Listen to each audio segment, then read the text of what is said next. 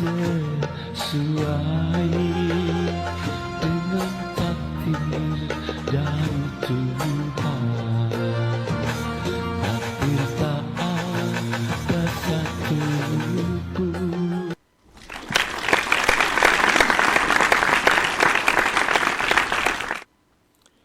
Bismillahirrahmanirrahim.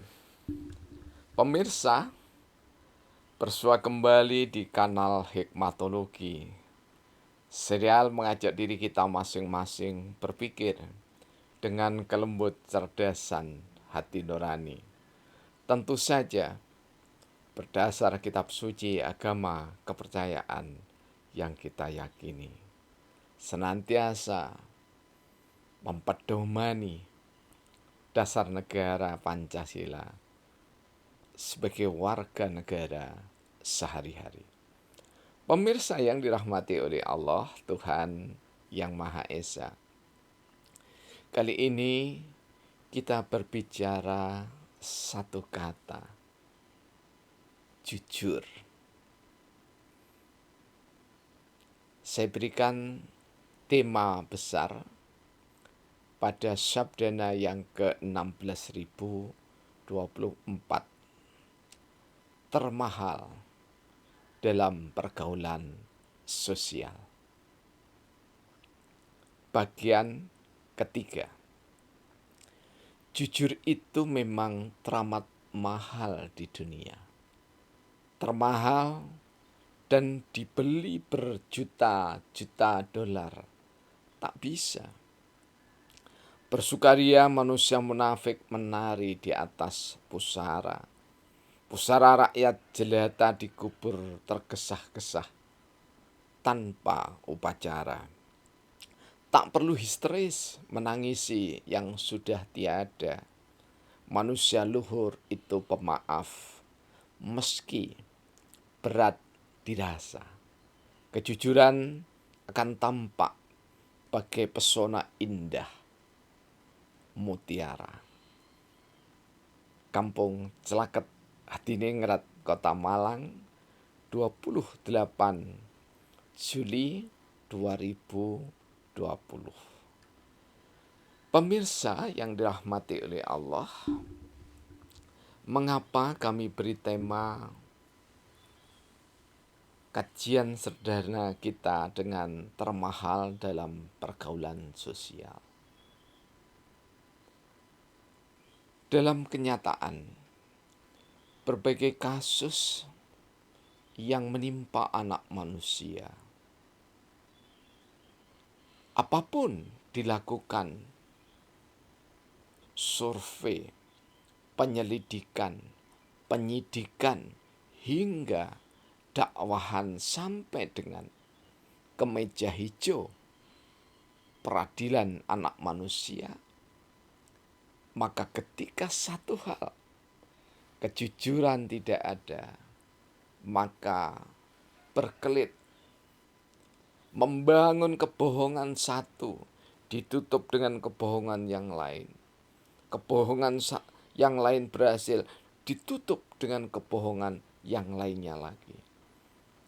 Dan syahwat manusia berbohong terus akan direnda untuk menutupi kesalahannya, karena miskinnya bahkan serenanya kejujuran dari dalam lubuk hati manusia.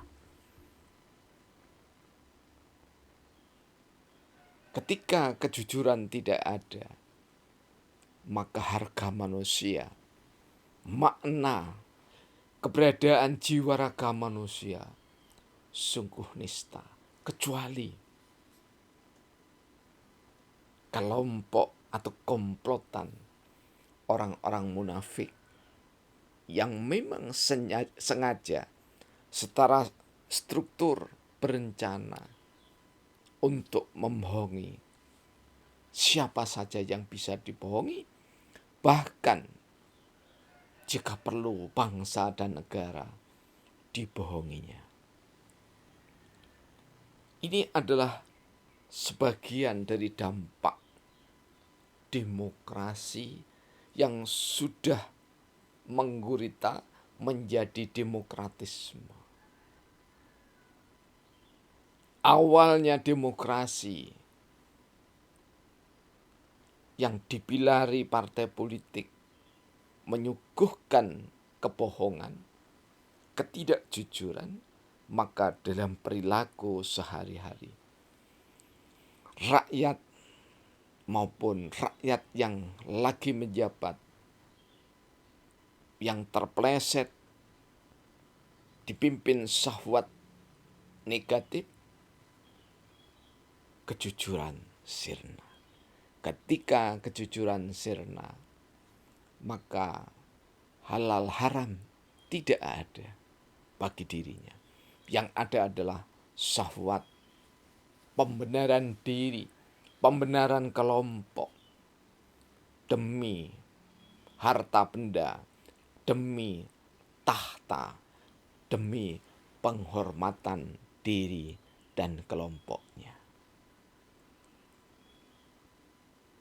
Ketika kebohongan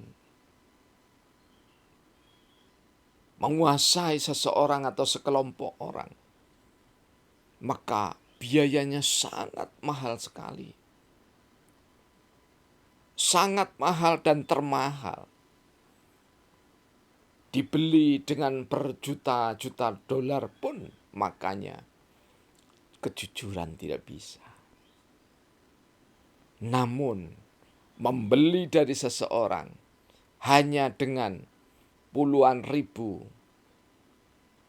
hanya dengan ratusan ribu, hanya dengan 1-2 juta, hanya dengan ratusan juta, maka kejujuran sirna dan kebohongan menggurita.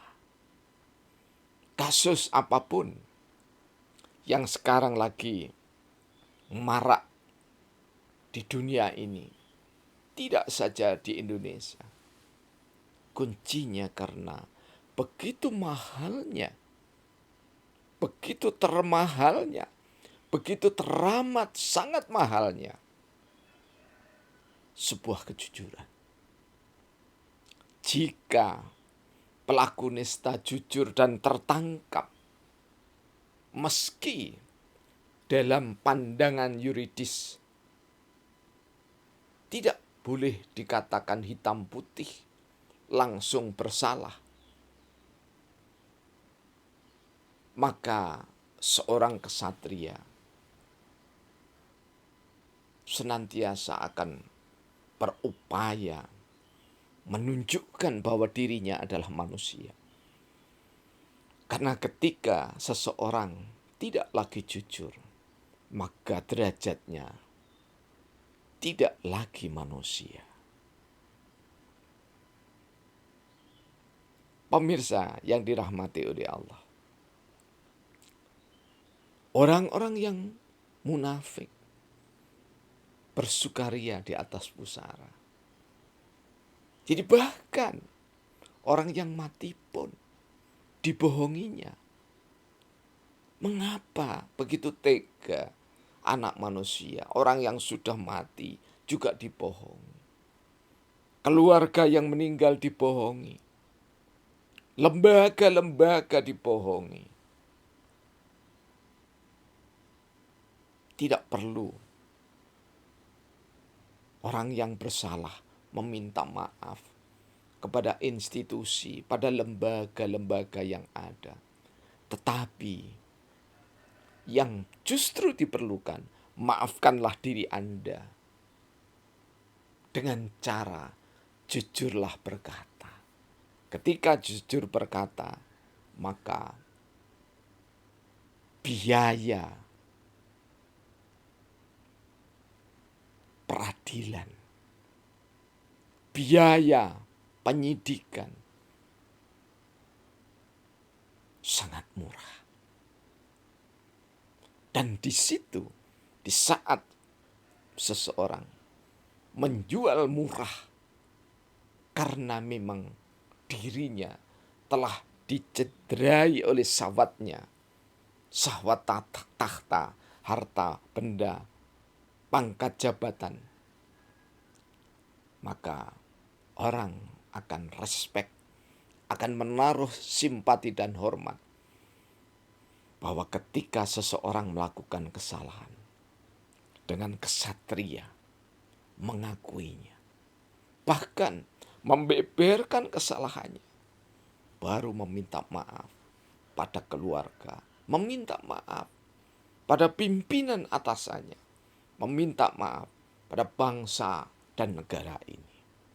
Ingat, Indonesia merdeka bukan republiknya, tetapi Indonesia merdeka adalah bangsanya. Proklamasi yang diwakili oleh Soekarno-Hatta adalah kami, bangsa Indonesia.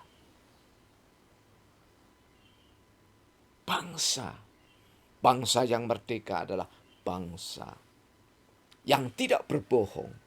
Bangsa yang merdeka adalah bangsa yang menjunjung tinggi harkat martabat dirinya. Bangsa yang tidak berbohong adalah warga negara yang senantiasa berupaya bersikap berperilaku mulia ketika ternista, ketika terpeleset, terjebak dalam godaan syahwat dunia, segera bangkit sebagai kesatria utama bangsa Indonesia, mengakui kesalahannya, sehingga proses peradilan lebih cepat, peradilan murah, peradilan cepat, bahkan tercepat. Itu bukan karena biaya rupiah, tetapi peradilan cepat, tercepat, dan terbaik, teristimewa ketika Anda yang bersalah mengakui dengan jujur